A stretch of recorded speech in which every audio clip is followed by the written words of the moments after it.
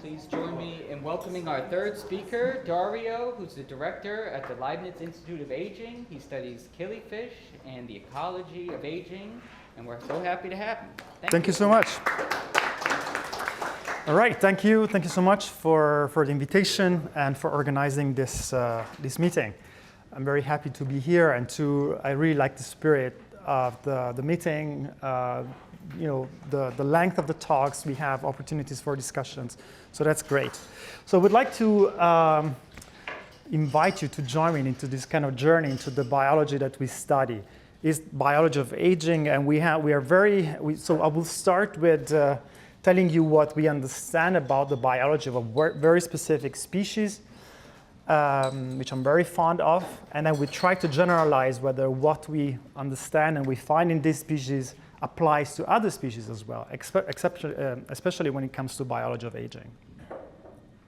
Maybe I'd like to tell you a little bit about myself. I'm a geneticist, and I've been working on aging for 20 years now. And my approach is quantitative genetics, population genetics. And very recently, we got really much into the role of the microbiome in aging, so how you can modulate health and resilience and frailty through the microbiome. But I won't tell about that today. I will tell more about the genetics part related to aging. And maybe I would like to say something about aging as an adaptation later on. Okay, so let's see. This is not moving. Okay, so this is my favorite taxon out there. These are my favorite organisms. They're called killifishes, so ES because it's many species, so that's okay. So these are oviparous hyperinodontiforms. So these are organisms that are spread all over the world, and they are exquisitely adapted to extreme environments.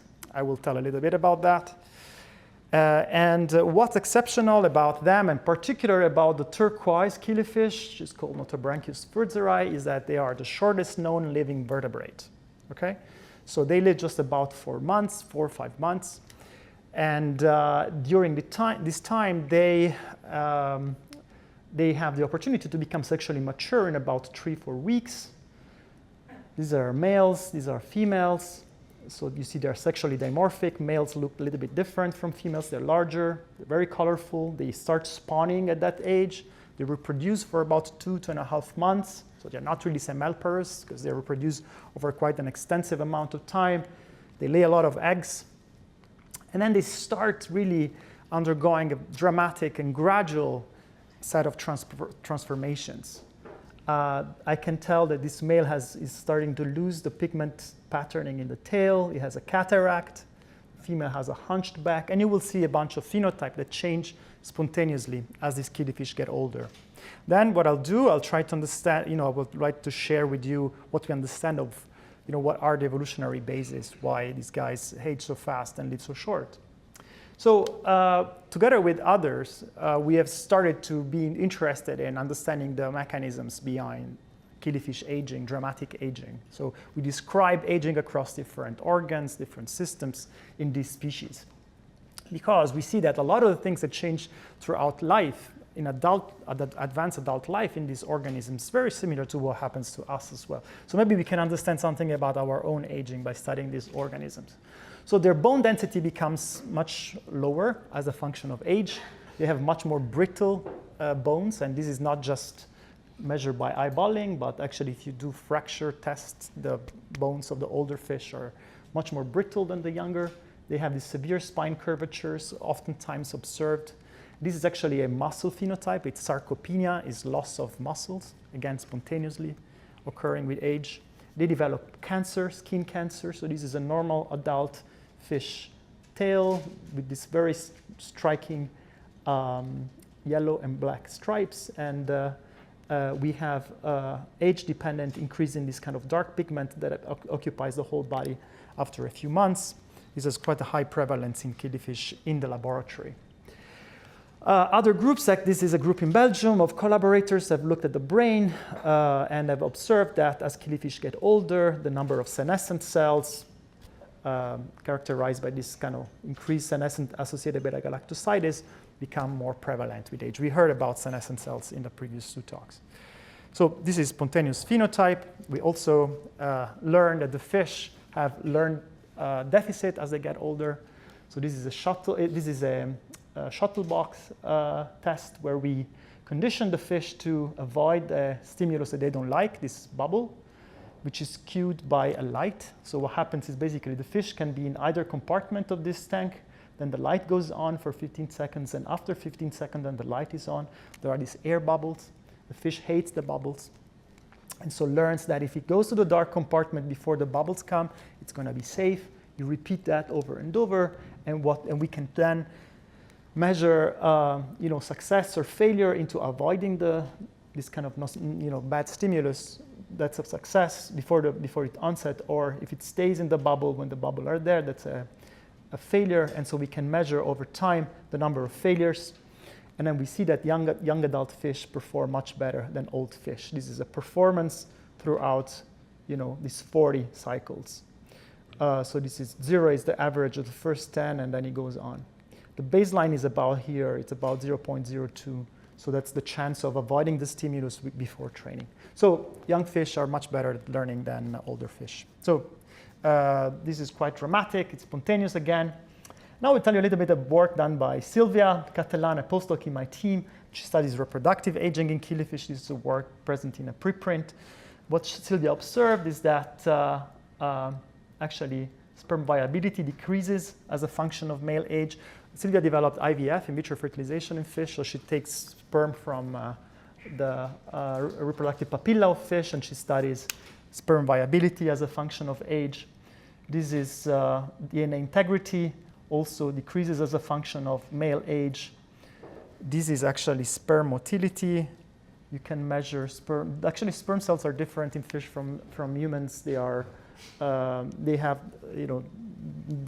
different shape. But yeah, you can measure, you see motility. And then what she observed is that also motility goes down as a function of age, even though sperm velocity doesn't really change. So of the motile sperm cells, the ones that are moving don't really decelerate, but there is an overall motility decrease as a function of age. And also fertilization success declines between young and old fish.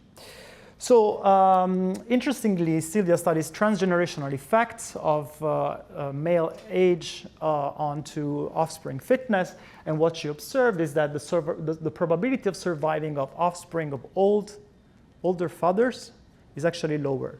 So you have young fathers and you have mid-aged fathers, and these 2 curves indicate the survival of the offspring of other young fathers or the old fathers, okay? And she even does it longitudinally, so she even sees that this is not due to genetic heterogeneity, is not selective disappearance of the low quality fathers, but even if you take the same fathers and you take offspring of themselves as a young as opposed to old, she still sees a decrease in survival in the offspring, okay? So age here is dramatically impacting negatively offspring fitness, not just actually reproductive survival, but also reproductive. And this actually goes on for multiple generations, but I won't tell about that now. But if you want, I can show you slides. So this is work in progress, like I just showed, it's in a preprint right now. What's very interesting about killifish that really helps us understand the genetics and genomics of aging is that they are naturally, they have a natural diversity in their longevity, okay? So these are schematics of killifish phylogeny. And so you have multiple times these red clades, which are annual species. I will tell you about what that means.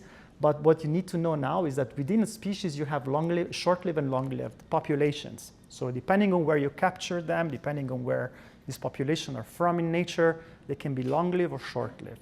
It's not a 1-0, it's a kind of continuum, okay? They live in a continuum in a great ecological gradient, and you can find short-lived populations and long-lived population.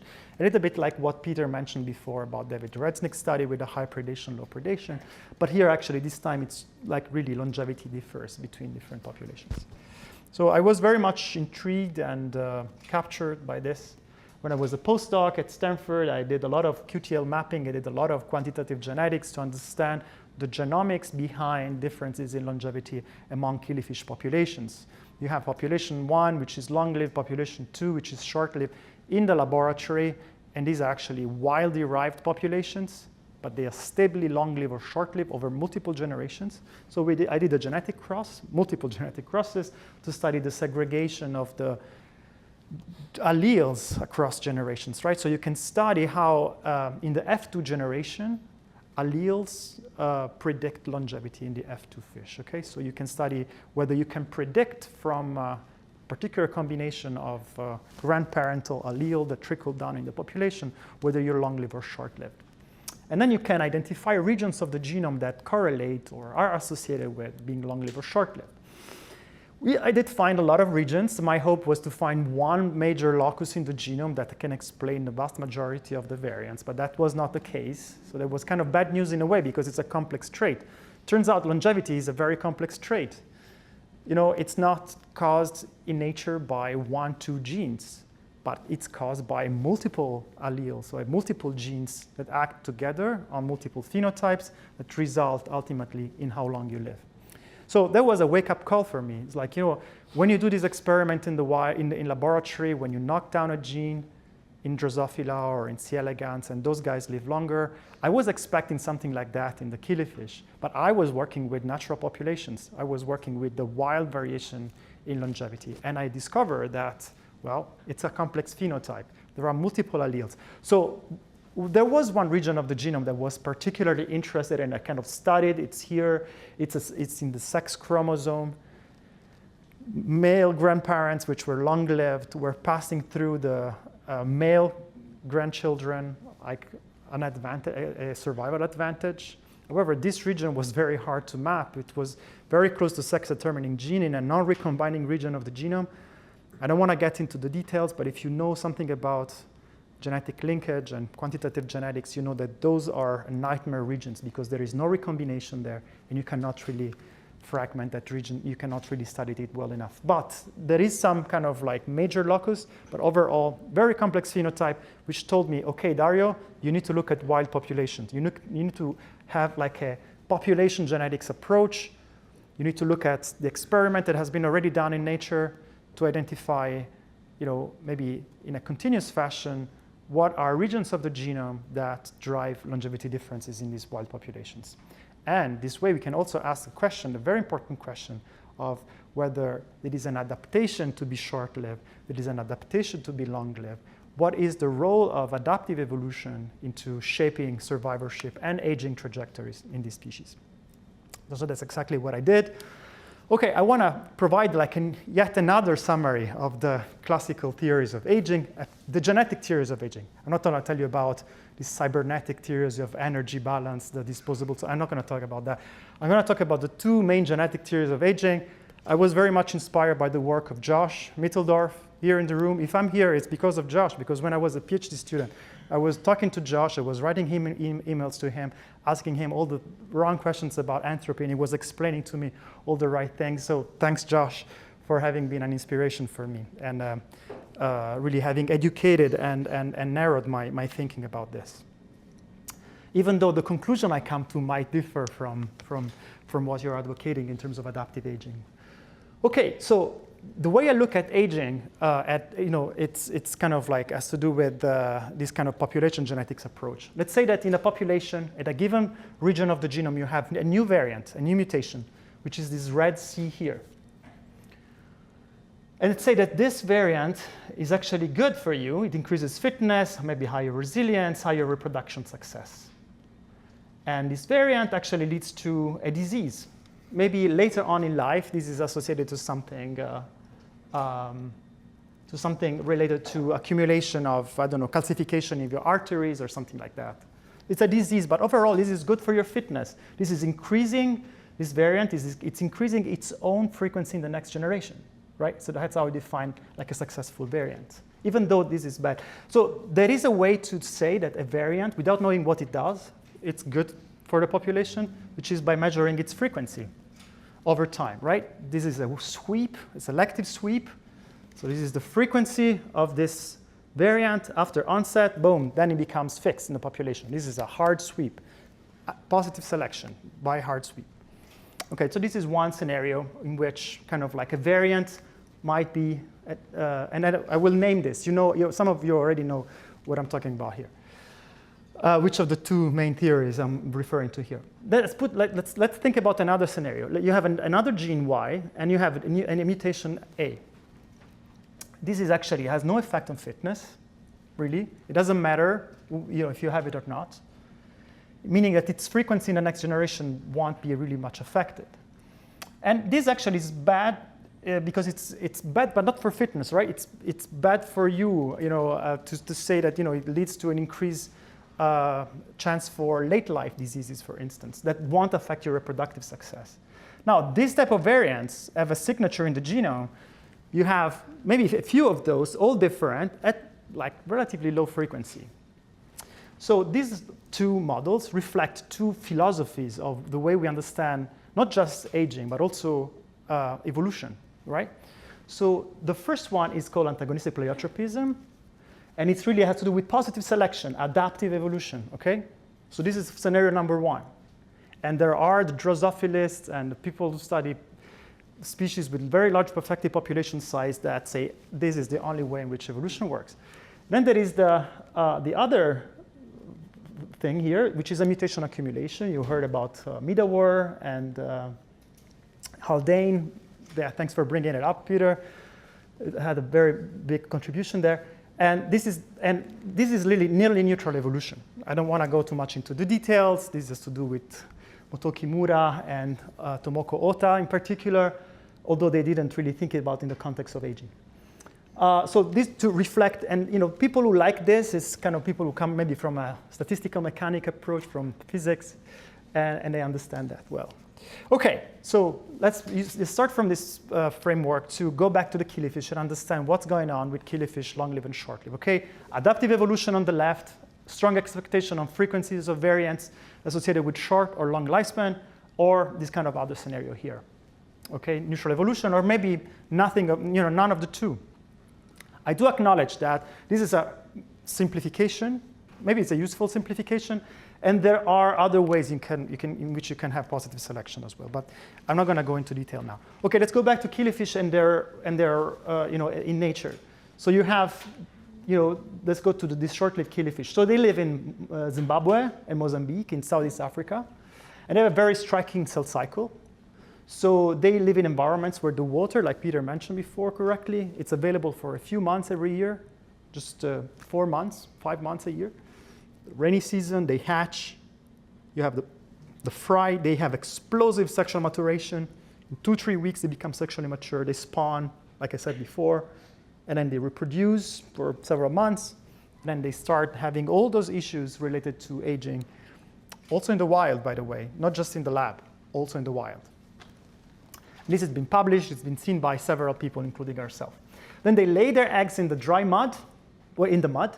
The eggs will stay just like plant seeds for months and even years in the dry mud until the next rain season comes, and they will hatch again.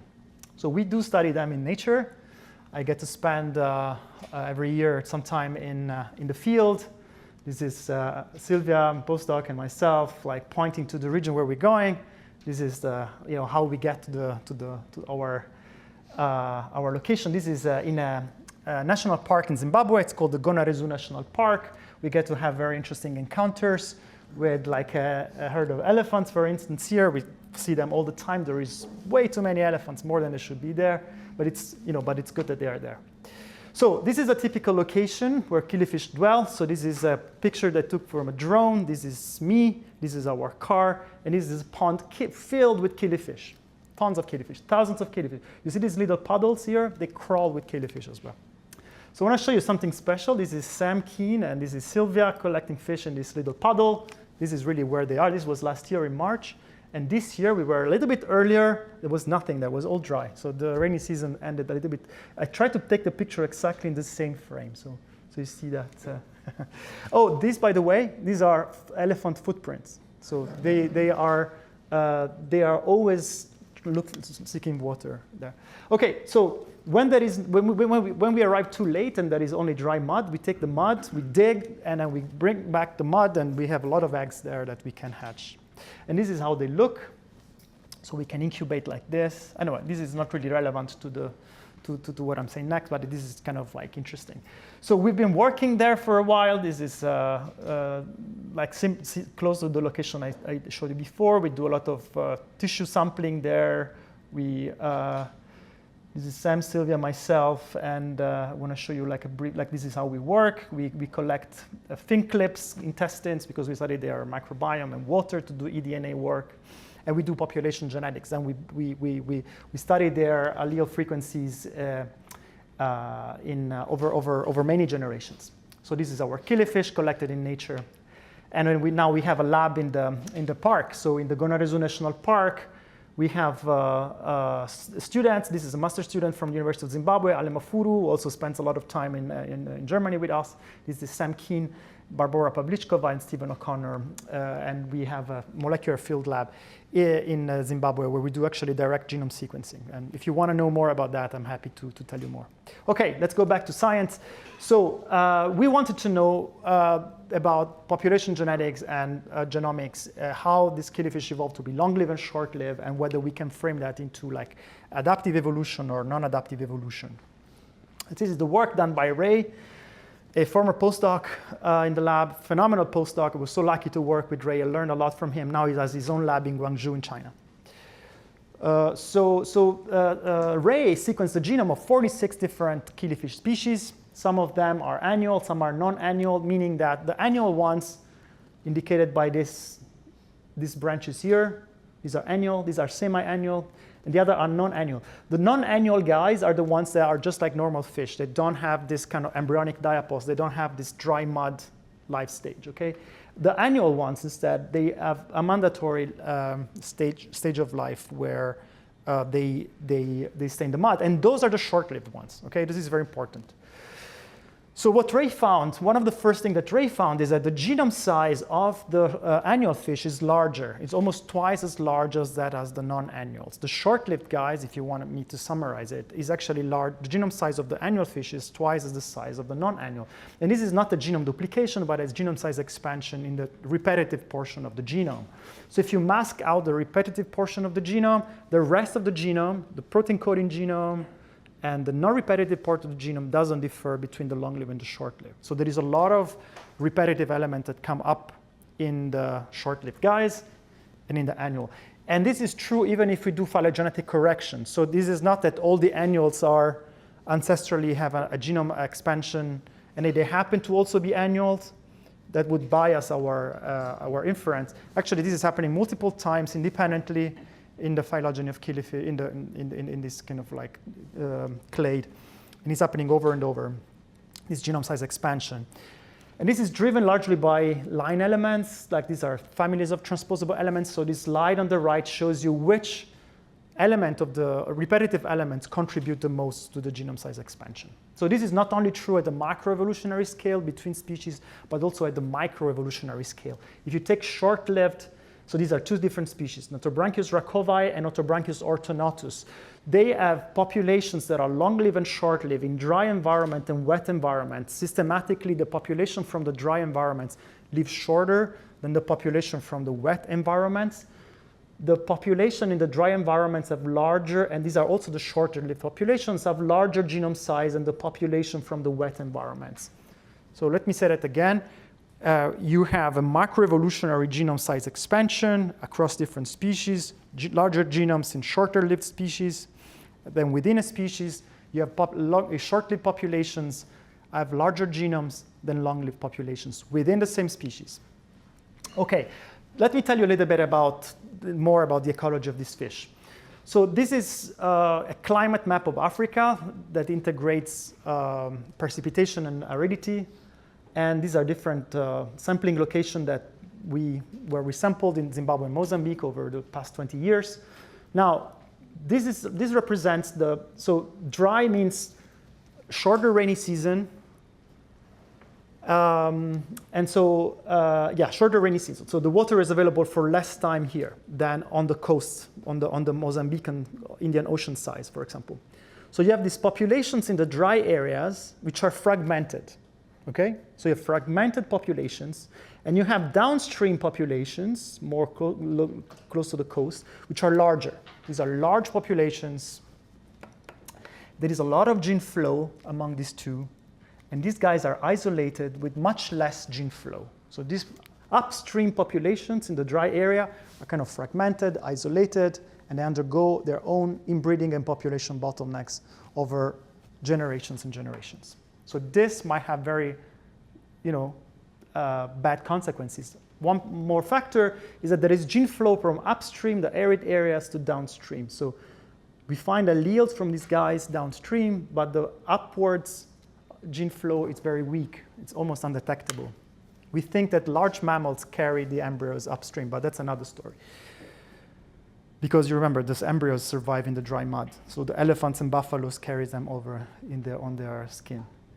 Okay, so this is exactly what we find, that populations in dry areas are smaller than populations in wet areas. You may say, well, thank you, but actually this took a lot of work to do and to understand. It's actually non-trivial. That actually has very important consequences. So short-lived populations, dry areas, mid-population, this is population size, actually effective population size, which is a measure of genetic diversity. So upstream populations have a smaller effective population size than downstream populations. This is population size over time. This is the present, this is the past. So the closer you are to the present, you're here. We are using an inference, PSMC plus, whatever, that enables you to infer current population size and ancestral population size. These are the dark and the blue population. And these are different populations, longer-lived populations. So this is the shortest-lived population that comes from this area here. So yes, short-lived populations are also smaller. Okay, one very important thing I want to, like an intermezzo. Our species is always at their fitness peak. We keep hearing all the time, why would not a species evolve that? Why would the species have a gene that it's bad for it? Why? But can they? Can they purge their genome from bad variants? And if they can, when do they do that? This is very much relevant to the population size argument I'm making now, because it's the case for population size. So say you want to draw Stewie on a beach, and you want to make it colorful based on the pebbles you have. You'd rather have a very, diverse beach than you have a very homogeneous one. Otherwise, you're going to have, you're not going to make Stewie. You can just draw it, but you cannot really color it. So population size is very important. So population size and selection coefficient. The term is allele fixation probability. While you want to be long-lived, maybe, to boost your fitness, your reproductive success, actually population size might be limiting your capacity to go there. And this is very well known in population genetics. You need to have a large population size for selection to be effective, for all the types of selection to be effective.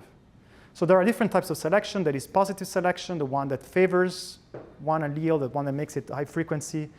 Then there is also purging selection, the one that removes, natural selection actually is called negative selection. So you remove the bad alleles. The larger the population, the more effective selection is to remove bad alleles and to promote the good ones. So let's go back to the case of killifish. So this is a asymptotic Kreutzmann alpha test. I'm not going to go into detail of this, but what this is really saying is the strength of selection in the short-lived populations, the dry ones, and in the longer-lived populations. So what this shows is that the higher this alpha is, the stronger is selection at the genome-wide level. So this is based on population genetics analysis we did. So what this plot shows using different outgroups is that the short-lived populations with smaller effective population size has a genome-wide, much weaker selection capacity. And that actually results in the accumulation of a lot of deleterious gene variants, a lot of pseudogenes, a lot of early stop codons, et cetera, et cetera. So yeah, so all I'm saying is that small population size increase mutation load, genetic load, the load of deleterious variants at the population level. This is true at the microevolutionary scale and at the macroevolutionary scale, because we see that, again, exactly the same thing also in different species of killifish, but maybe I'll skip this. We see exactly the same thing. Short-lived populations, even in other species, have a smaller effective population size, and lower genome-wide McDonald Kretman alpha, which is a measure of genome-wide positive selection. This was published.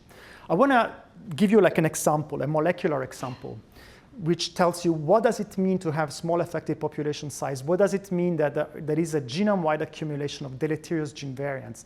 This is a sort of analytical genome-wide flavor to the argument I'm making, but I want to give you like a practical example.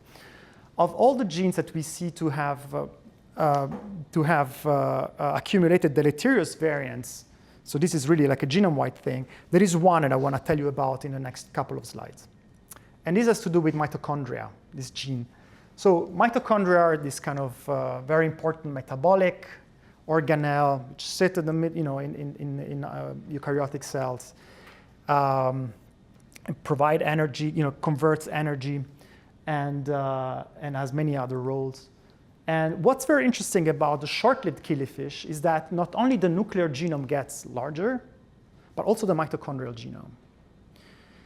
And this happens multiple times independently in different lineages of short-lived killifish. So what I'm showing you here is the gene of the mitochondrial genome of the sister species, non-annual sister species, Austrofundulus australe, which has a 16,597 base pair long mitochondrial genome, and this kind of Otobranchius ortonotus, which is an annual short-lived species that has a mitochondrial genome expansion. This is a D-loop expansion, but other mitochondrial genomes in the short-lived species, in the annual species, get expanded because some kind of like tRNA stretches duplicate and translocate. So there are multiple ways in which these mitochondrial genomes expand. We think that this is not adaptive by any means. Why do we think that? Because it turns out that mitochondrial genomes of the short-lived killifish have a very high mutation rate. Why would they have a high mutation rate? We don't know, but one hypothesis we had is that maybe polymerase gamma, which is this very important DNA polymerase, which is nuclearly encoded, and it translocates into the mitochondria to do mitochondrial DNA replication and proofreading. So what this gene does is replicates the mitochondrial genome, and then actually, if there are errors, it repairs them, okay? We have identified that polymerase gamma, this polymerase, at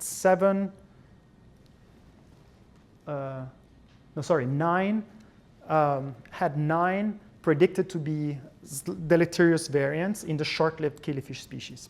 So we wanted to understand whether this prediction of deleterious variants in polymerase gamma was truly had a functional consequence, meaning is it really bad for the mitochondrial genome? So what we did, in collaboration with an expert yeast mitochondrial lab, Martin Greff, we teamed up, and so we did an heterologous assay. We engineered yeast, since polymerase gamma is so conserved from human to yeast, we engineered yeast, polymerase gamma, to carry every single of those 9 variants from the short-lived killifish, and then we tested out the consequence of that on mitochondrial DNA mutations, okay? But then we tested against what? Against the closest long-lived killifish variant at each of those positions, the yeast variant and the human variant. So we want to know, we don't want to just challenge the polymerase gamma with any variant, but we want to test the question of whether the variants of polymerase gamma coming from the short-lived killifish are causing higher mutation rate compared to the long-lived killifish variant at the same position, the human and the yeast. So we use this kind of heterologous assay, erythromycin assay. I'm not going to go into detail, but you can count colonies, and the number of colonies you count is directly proportional to the mutation rate at the mitochondrial level. Because you intoxicate them with an antibiotic that inhibits mitochondrial DNA translation, and if you have high mutation rates, these colonies survive because they evolve around it. So, but you can measure that. Yes, this is published several years ago now. So what we could show is that indeed the variants coming from the short-lived were leading to a higher mutation rate in mitochondria. And this is actually supported also by phylogeny, because we have that annual fish have a higher branch length for mitochondrial genome reconstructed phylogeny.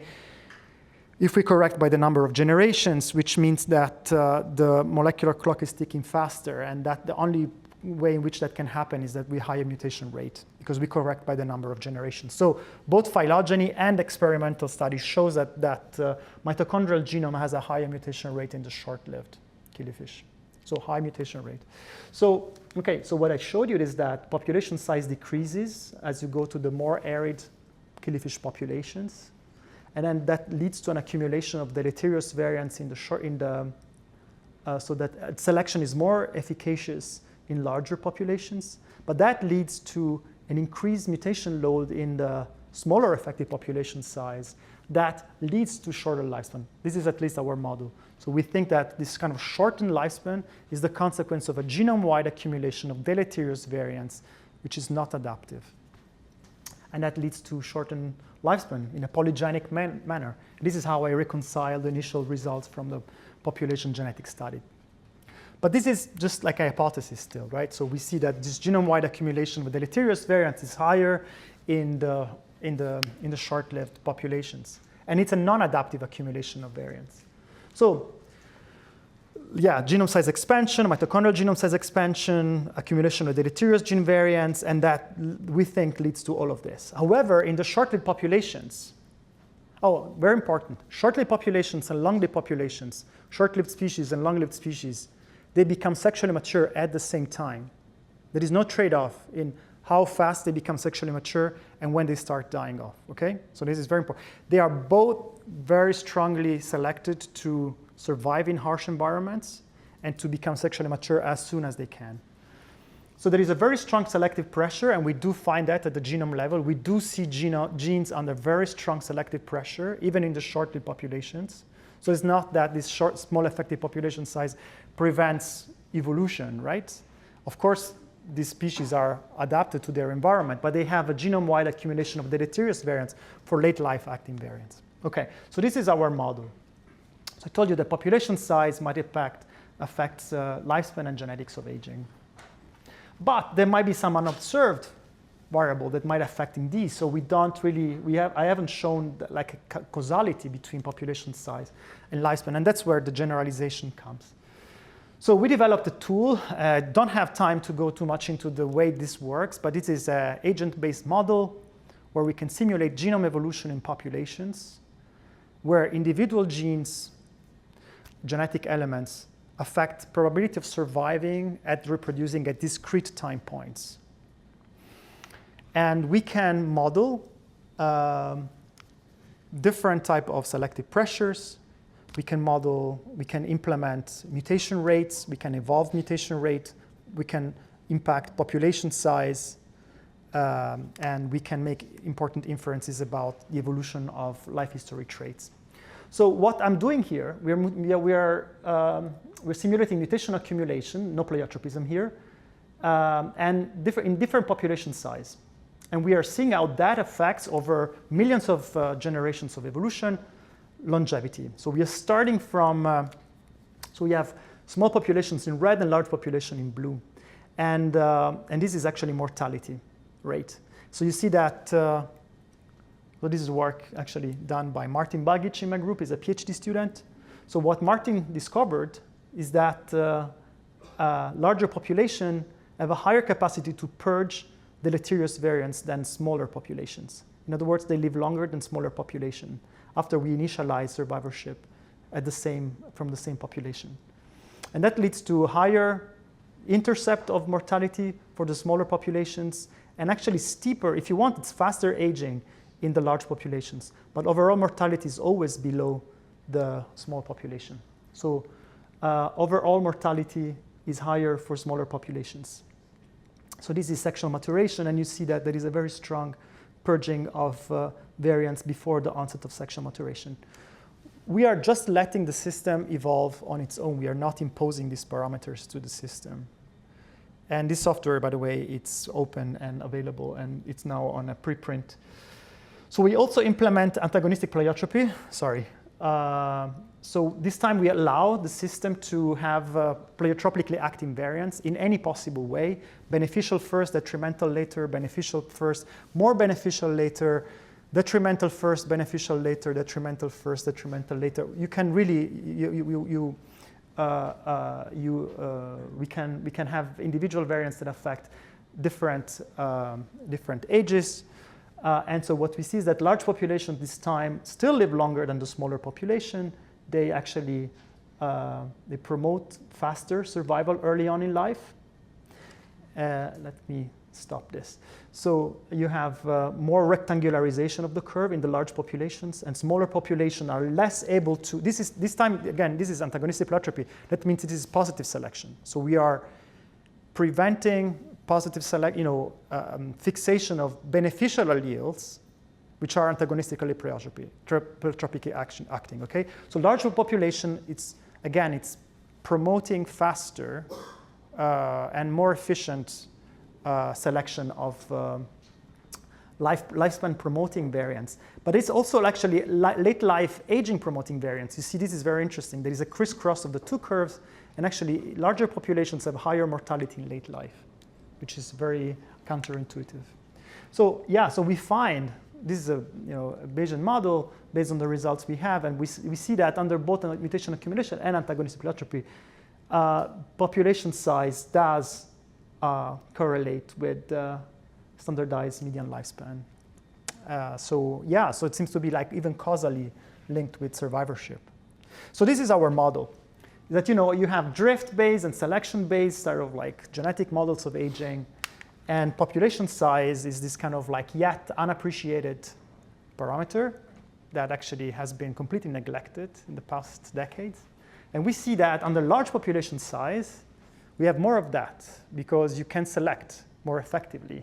You can select out the bad variants and you can promote the good variants. Good, but then under antagonistic pleiotropy, they make you age, right?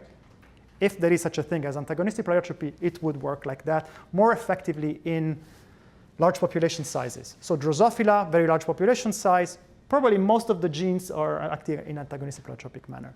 Under small effective population size, you will have more a kind of drift-based phenomenon, whether you have genome-wide accumulation of deleterious variants, and more so for late life acting genes. So there is a speed of accumulation of deleterious variants in late life acting variants. This is we see in even in our simulation work. So nothing in you heard before Peter mentioning Dobzhansky, but here we say nothing in evolutionary biology of aging makes sense except in the light of demography. So a little bit provocatively, we think that this actually matters also to humans because we have a very small population size. We have different populations that underwent extensive bottlenecks, and we have private population-wide sampling of deleterious variants that might be impacting aging differently across different populations. So this is a little bit different perspective from current way in which we understand biology of aging even in human populations. Our effective population size, despite our census population size is 8-9 billion, what is it now? Our effective population size, our genetic diversity accounts for 20,000 individuals, okay? So that's really, really low. And that we think it's actually has a very important consequences for the way we age and the way in which our risk for age-related diseases. Very importantly, I acknowledge the fact that killifish are a very special case. Okay, I don't want to generalize that what happened to killifish happens in any species. Okay, killifish are unique in that they have this kind of like intermittent availability of water throughout the year, and they have non-overlapping generations, which is very, very important. Also to what Peter said before about the spread of disease. When you sample killifish, you sample, for example, age classes throughout time. It's very boring. It's just one age class. They all hatch at the same time. It's like, you have a swimming pool full of fish and you see them in the beginning and you just have fewer and fewer and fewer with time, okay? So you sample, you have, one age group that becomes, shorter over time. You see the water actually is getting lower here. The level of the water is getting lower. They start spawning, they lay eggs in this kind of sand bank.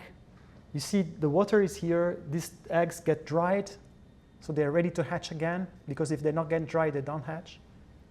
That prevents multiple generation every season. It gets drier, these guys are ready to hatch again, These guys are accumulating more and more eggs. Very interesting ecology. Yeah? So we study a lot of that when we go in the field and we think hard about these problems. And then when it's over, when it's a dry season, all the eggs, the plants are dry and all the eggs are dry, ready to hatch again. So this is the wet season and this is the dry season. Okay, but sometimes, like last year, something special happens. You have a very strong cyclone, and then when it's all getting dry, all of a sudden you have a refilled, it rains again. And then you have a new generation overlapping. So what happened last year is that we had these huge females.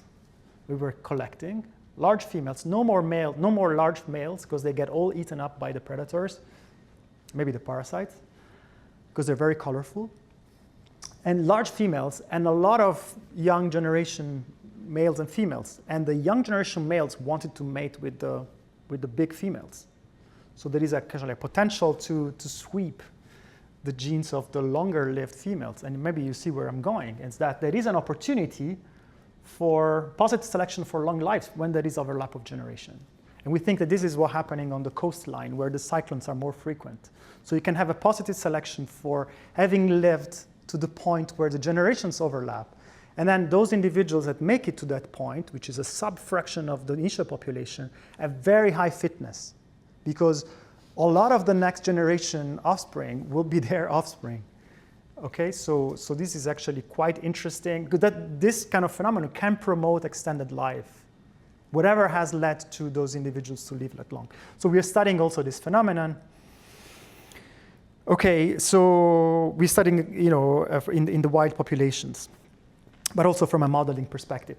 So I want to a little bit recap what we think is happening. So you have ancestrally, water available throughout the time. Then you have this intermittent rainy season. This is the dry season.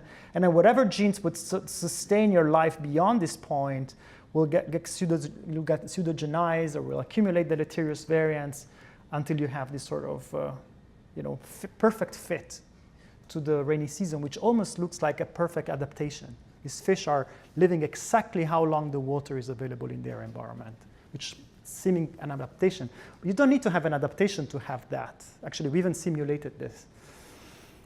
So we are simulating a situation in which populations live on like median lifespan of 20 days, let's say let's put it this way, and then shorten the rainy season. And then they actually, they're not adapting to it because there is no chance for adaptation here, but they accumulate the deleterious variants and they would fit exactly the extrinsic mortality. I'll probably skip this now. So our model is the following, that seasonal water availability leads on the one hand to evolution of annual life cycle, developmental diapause, explosive sexual maturation. On the other hand, leads to this extreme phenomenon of population fragmentation, small effective population size, high genome-wide mutation load, and lifespan shortening, kind of polygenic aging. Yes, this also leads to relaxation for of selection for late life acting genes that might also contribute to that together. Maybe some genes that are involved in diapause in early life phenotypes might contribute, like in an antagonistic pleiotropic manner, to lifespan shortening. I cannot exclude that. Maybe there is some of that. We haven't observed it. We haven't the proof for that. But it's a complex picture. It's a complex model. Maybe it's wrong. But this is our best understanding of what's going on at the moment. I'll maybe give the thanks, and then maybe if I have 2 more minutes, I would like to share something else with you. So this is to show you like a bit the cyclone last year. We were collecting fish, and it was raining. It was not too bad. This is actually Asani Pardon, our field guide. And there's a lot of people who contribute to all this work. That again, our lab is in Germany. You can search more. You can just check our lab name on the internet. And this has been extremely fun to go from the field work to this kind of molecular work. But maybe I wanna share with you something that I've been working on for a while. If I have maybe 3 minutes.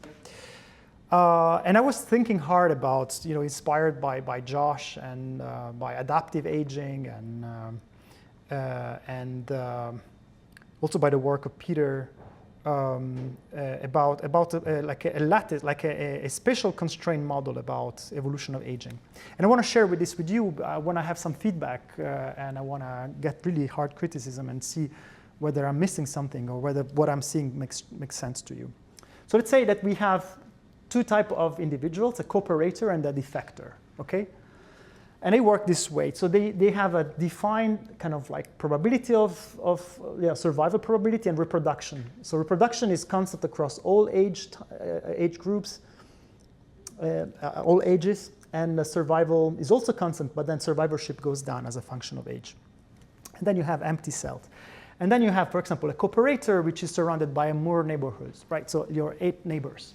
And you can, if you're a cooperator, you're benefiting your neighbors, right? How are you benefiting your neighbors? You're benefiting in survivorship, okay? So you are promoting survival in your neighbors, okay? So you have this initial survivorship, cooperators and defectors. If you have a cooperator which is neighboring you, is benefiting you with some baseline survivorship. But then the cooperator is also paying a cost.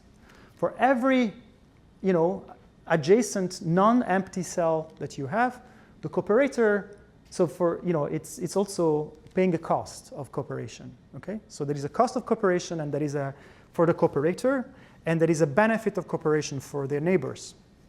And the neighbors can be anything. The neighbors can be cooperators, in which case the cooperator will benefit the neighbor cooperator. So if you are a cooperator in the center and you have a cooperator here, you're also benefiting from that, okay? And this guy is having a cost. Okay, if you're a defector and you have cooperators as your neighbors, you benefit in survivorship. But you have no cost. You're a defector, right? Okay, so even if you have defectors as your neighbors, there is no cost to you. So how does that work out? This has been, this has been done over and over. Like Josh is kind of like can give you classes, lectures about this. I'm sure. I have cooperators here and defector here. Here, cooperation cost is the same as cooperation benefit, right? So if you simulate over multiple time stages, so you have the defector will win because you're benefiting the others, you're paying the cost of benefiting the others, and there is nothing in return for you. Also, when you are surrounded by cooperators, if the cooperation cost and the cooperation benefit is the same, that actually they nullify. Okay, what if actually the cooperation cost is less than the cooperation benefit? So in other words, the benefit that you provide others is higher than the cost, right? And this time is 5 times higher in this particular simulation. Then something interesting starts happening. Then you start having islands of cooperators, so they benefit each other, and they start, you see there is much more stable survivorship if you have a lot of cooperators together. So you have, it's a kind of like a more stable strategy. You can have cooperators, so you're benefiting the others more than your cost, and that can lead to like 0.08 kind of frequency of cooperators. And again, the benefit and the cost is in terms of survivorship. So you can tweak with these parameters. You can also impose a cost to, like, not a cost of having a neighbor which is a defector, but so I simulated all of that. And this is just a summary slide of cooperation cost equal the benefit and cooperation cost less than the benefit. And then you can also have a defector neighboring cost that can be increasing, in which case the cooperation strategy actually becomes highly frequent.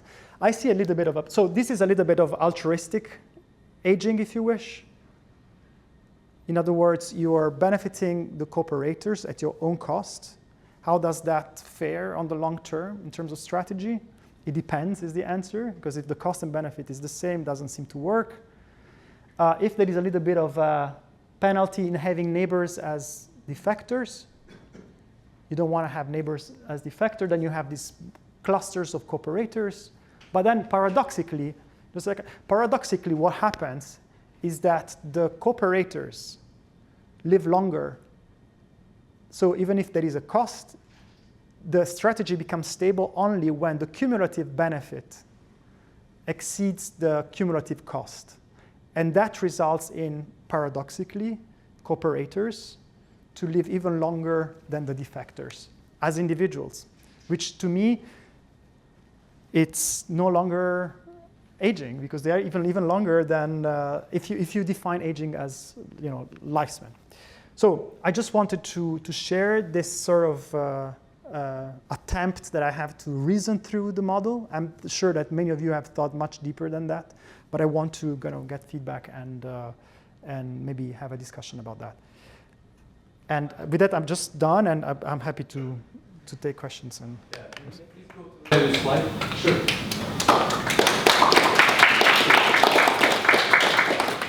So just a technical question. So the individual can reproduce.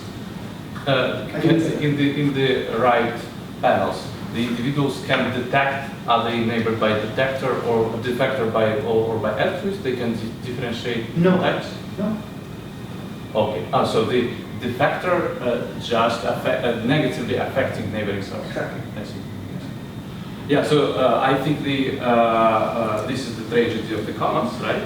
So I think in what I have in my model, the initial pre-assumption that reproduction is stable depending on age, in my model isn't there. So because of the environmental changes, because of infection, effective reproduction decreases, and this in the end can decrease the altruism cost.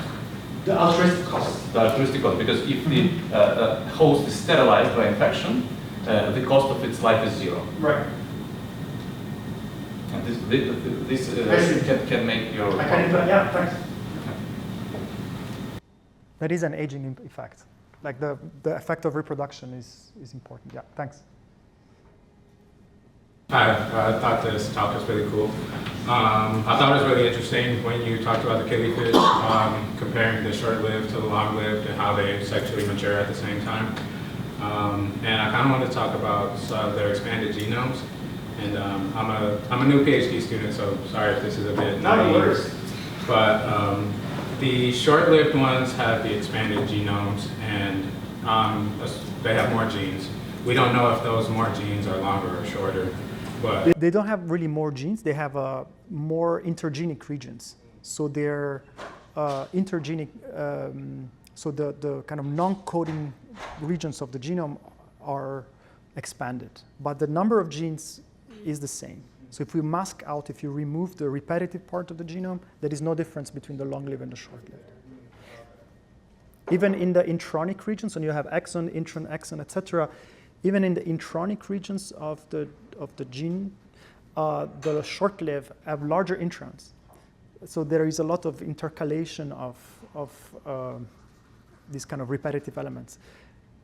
Sorry to interrupt you, but the way we understand this is that in the short-lived there is high genome instability that leads to this sort of kind of like integration of and expansion of repetitive elements. so there's potentially more sites that the mutations could happen within these genomes? Correct. And that might also lead to dysregulation of gene expression and stuff like that, but we don't know that. Josh? Just lots of, so much, well, first, I very admire the kind of science you're doing, combining the theory with the specific observations. So few scientists are doing such good work where they're actually applying the theory to the specific circumstances and the environment. It's really inspiring to see that you're doing that. And I'm just full of questions about the specifics of what you're doing. One of them involves epigenetics. You said the fathers when they're older, they're transmitting short-lived characteristics to the younger generation. And that's got to be epigenetics, because their genetics doesn't change from young to old. So there's something in the epigenetics of the old fathers that's telling their offspring to live shorter. And I don't have ideas where that comes from, but it just seems like a fertile idea for further thought. And one of the best arguments, you're a lot of your story is in the context of antagonistic pleiotropy. And the whole premise of antagonistic pleiotropy is that you've got these genes and you're stuck with them, and they're good for you when you're young, but they kill you when you're old.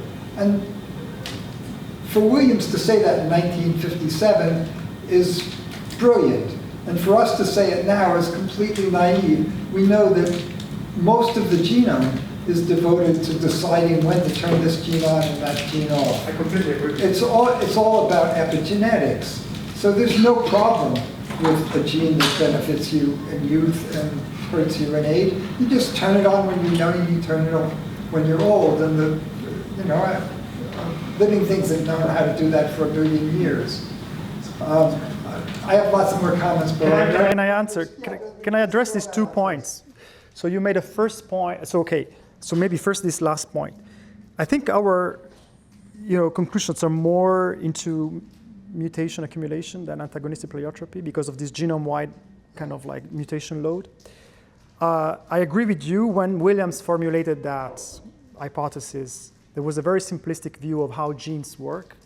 A gene is on, and there was no real understanding of gene regulation. There was no understanding of you can turn it off, on, and there are splice isoforms. That was not there. So it was believed, okay, this is on throughout life, but then we know that it's much more nuanced. And of course, that there can be, but okay. So what I'm trying to challenge here is the notion that selection. That species are always at the fitness peak, that nature is always the best it can be, the best of the possible worlds. That's something that just population size challenges, right? And we see this mutation load to really depend on population size and to impact aging dramatically. Then the first point, sorry, I'm a little bit jet lagged. So the first point instead was different. So the first point was, can you repeat that? Do you remember what you asked? the old fathers. Yes. Oh, maybe it's those exosomes you were talking about. So what Sylvia does, she takes the ejaculate from the father, from the male, and then she does IVF. And even then, she sees impact of age on fertilization success. Okay, that can be simply sperm counts, but also embryo survival. If you factor out, number of fertilized eggs, even embryo survival after 5 days is affected by the age of the father negatively. You said, maybe it's epigenetics. I think epigenetics is a broad term so yes, maybe it's epigenetic, but it could also be, yeah, maybe, why not? So we're actually considering that even could be microbes in the ejaculate, could be a lot of things. Actually, when we do cytometry with sperm, we see a lot of more stuff filled with DNA than just cells. So a lot of tiny stuff. Could be bacteria, could be exosomes. So maybe there is some cell rafts that come along and might contribute or might positively or negatively to offspring fitness. Yeah, so but we are looking into that. So I mean, it's known also in humans, by the way, that the age of the father impacts specific Daughter's survivorship. Negative. So In humans, we know this. yeah. That's great. Distinction. So many more things, but let me just throw out one more idea for topic for discussion. You see the greatly expanded genome size, but not number of genes in these high-stressed communities. And maybe the size of the non-coded DNA is a surrogate for epigenetic control. I tend to think of all that extra DNA that's non-coding as having an epigenetic function and regulating which genes get turned on and off when. Sure. And if you're in a very variable environment and you have lots of different kinds of hazards, there's strong selection pressure for not having different genes, but knowing when to turn them on and off in response to the environment. Maybe that's one explanation for the expanded genome size in these high-stressed areas. Sure. So, my model is that in the highly stressed, as you call them, environments, with these kind of fragmented populations, what you have is that genes that contribute to genome maintenance at the epigenetic level, at the epigenetic level, for example, have accumulated a lot of deleterious variants because selection cannot fight against them. And those lead to this catastrophic increase of the genome size, right? But of course, this thing that I just formulated could also lead to genetic new variation, like new background genetic variation for selection to work on. It's simply that probabilistically, having a small population size puts you on a very risky situation. Our model is that actually these short-lived populations are at the brink of extinction. So they are, the populations disappear from time to time. What comes to, the rescue is actually hybridization. So what we see is that when there are these major climate events, when you have flooding, then these populations reshuffle and then regain some genetic variation to sustain themselves. This is why we are collecting populations in the same exact locations over many, many years. We've been doing this now for several years, and I hope to keep doing that over time. And maybe we can trace these events. I concur that the mechanisms that you're talking about are real, and I'm just adding, maybe there are other mechanisms that you can consider as well. But you're right. A big idea that I just want to, I'm motivated to insert into methodology is there's always a trade-off between robustness and efficiency. You can do things more efficiently, but then when things go wrong, it doesn't work at all. And a surrogate for that is, well, how well does the population do in good times versus what's your risk of extinction when these once in 100 years events happen?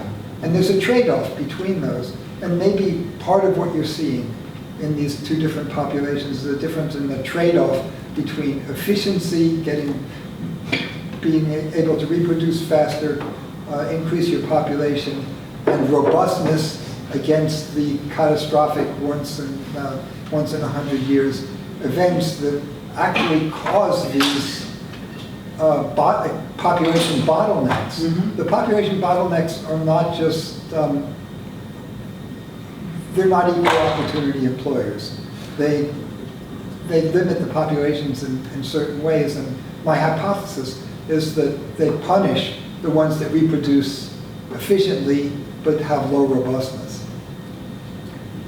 Maybe we can talk about that more because I would love to talk more about that. Thanks. Go to the slide that has the cartoon of the puddle drying out, getting refilled. Sure. When you had that slide up, you mentioned that This one?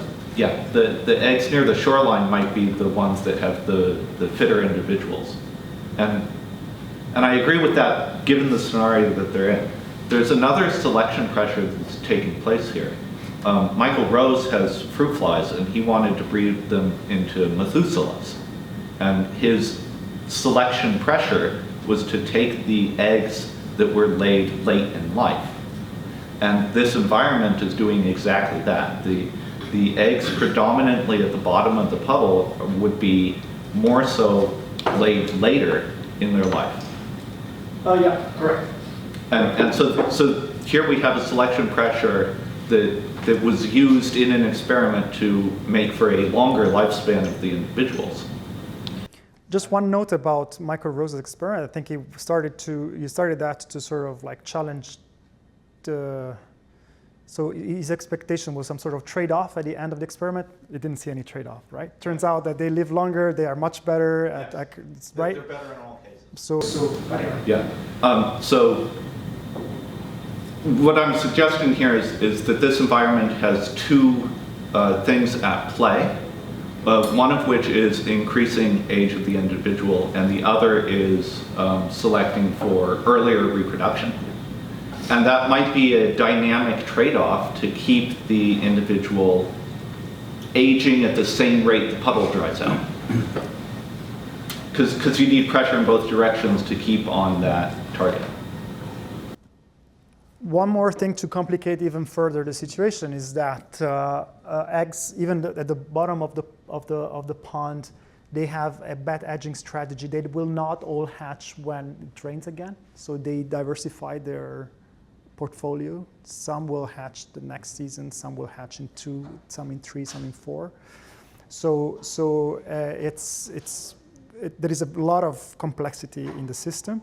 But yeah, the re-wetting stuff happens only in the coastal areas where the longer-lived fish happen to be. In these kind of dry, fragmented populations, you have 1 generation per year. Yeah. Thanks for your point, though. It's very well taken.